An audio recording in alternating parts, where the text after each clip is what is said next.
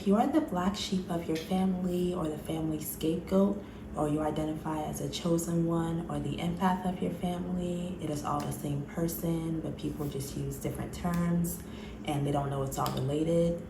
But your mom has been one of your biggest haters since you were born.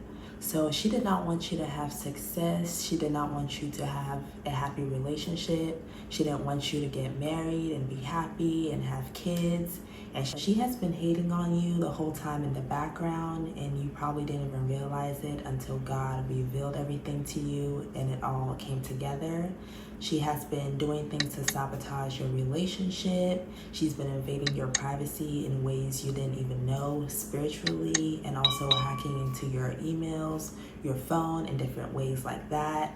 She has also recruited your siblings, even your siblings' children, like your nieces and nephews, to join her as well in everything that she was doing. So the whole family was working together. But like I said, I'm just focusing on moms for this video. So yeah, she didn't want you to have success. She didn't want you to have independence. She didn't want you to have money. She didn't want you to achieve the things that God has in store for you. She let the enemy use her to come against you, her own child, which is insane. But that is how deep spiritual warfare goes, okay? She invaded your privacy in ways that you didn't even know.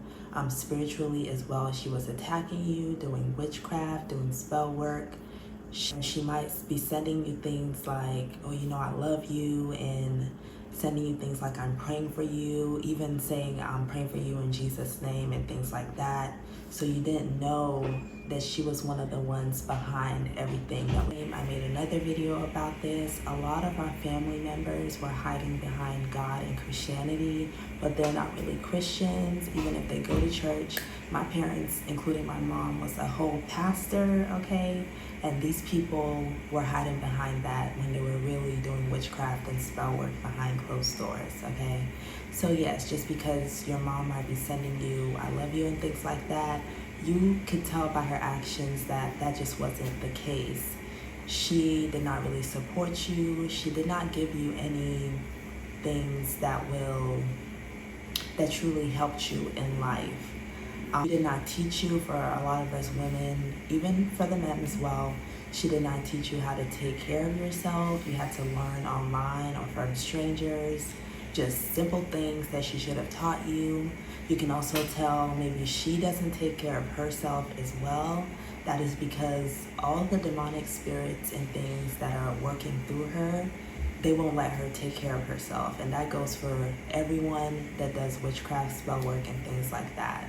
You know, they think they're doing it to attack you and to come against you, and they're only hurting you when they're actually hurting themselves as well. The demons don't want you to be happy either, okay? So you might be getting money and superficial things. That is why they were coming against us, but you can tell they were not truly happy with themselves. They weren't at peace. And physically, a lot of times, they don't take care of themselves. They're usually maybe overweight or unhealthy in just different ways. So yes, you didn't know the whole time she was behind all the things that kept happening in your life. You may have thought you just had bad luck or you weren't making the right decisions, but you had your mom and a group of other people, mostly your immediate family, coming against you in the spiritual realm through witchcraft and spell work, voodoo, hoodoo, whatever it is they chose to try to destroy you. And you might be wondering why, why would she do that to her own child? That's because life is spiritual warfare, okay? Ephesians 6:12 lets us know this. Okay, so that is why it gets to a time, just like when Jesus got to a certain age, he had to separate from his family and go do what God put him on earth to do, right? That is the same thing for us chosen ones. We have to stay with our families until a certain age, till a certain time. And then it is time for you to break away, pick up your cross, and follow Jesus and fulfill your purpose on earth. So yes, like I said, you could always tell by her actions that she wasn't truly, her words didn't match her actions. She could say, I love you, you know, I'm praying for you, whatever. But when you really came to her, when you needed help, she had nothing to give you. They would act, oblivious to the fact that you were struggling. They would act like they didn't know what to say. That's because they were doing things intentionally for you to struggle, and then would sit back and just act like they don't know what's going on, your mom included.